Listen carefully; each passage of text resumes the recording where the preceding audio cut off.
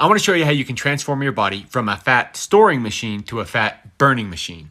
And I'll also show you how you can increase your insulin sensitivity while you're at it. Nobody likes excess fat, especially excess belly fat, as this is one of the key risk factors for insulin resistance. Our bodies have always been designed to store fat in times of plenty and burn fat in times of scarcity. Now we're going to focus on what can be done to turn this switch on. Our bodies have two primary food sources. The first is food. The glucose in the food that we eat gives our body energy.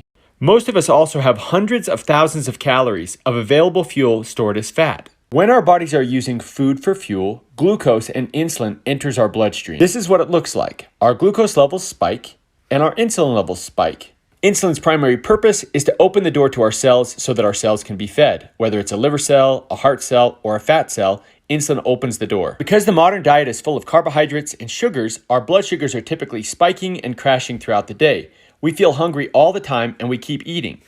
But insulin is elevated throughout the day. This leads to insulin resistance and it also prevents us from burning fat. Long before we were eating 3 meals a day, 6 meals a day, or snacking all day, causing that blood sugar roller coaster, we were eating much less frequently. When your grandparents came home from school and asked their parents for a snack, their parents said, "No, you're going to spoil your dinner."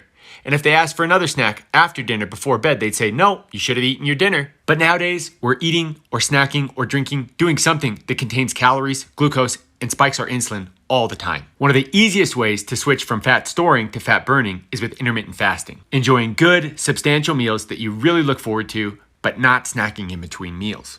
When we're fasting, we're not starving. We're just switching fuel sources. Fat becomes the fuel source. And snacking is really the enemy. By avoiding glucose and insulin spikes throughout the day, we're able to keep insulin levels low and burn more fat for fuel.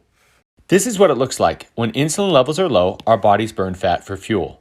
People who are new to intermittent fasting often wonder if they will feel hungry when their body is burning fat for fuel. And the answer is yes and no. There's a very short-term snacking hungry that you'll feel when your body is switching from glucose to fat as the primary fuel source.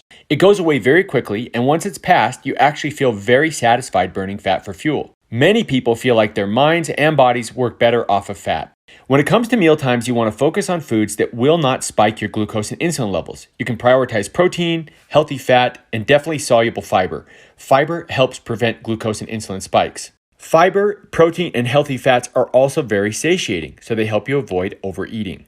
If you've seen my TikTok videos, you know that I enjoy lots of good food during my feeding periods. My body is burning fat for fuel during the fasting state and burning food for fuel during the feeding state.